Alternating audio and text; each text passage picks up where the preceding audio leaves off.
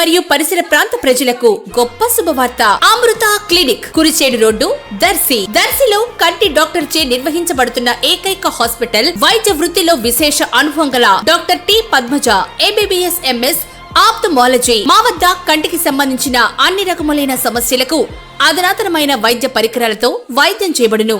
శుక్లములకు కుట్లు లేకుండా కంటిలో అద్దం అమర్చే ఆపరేషన్ అతి తక్కువ ధరకే చేయబడును.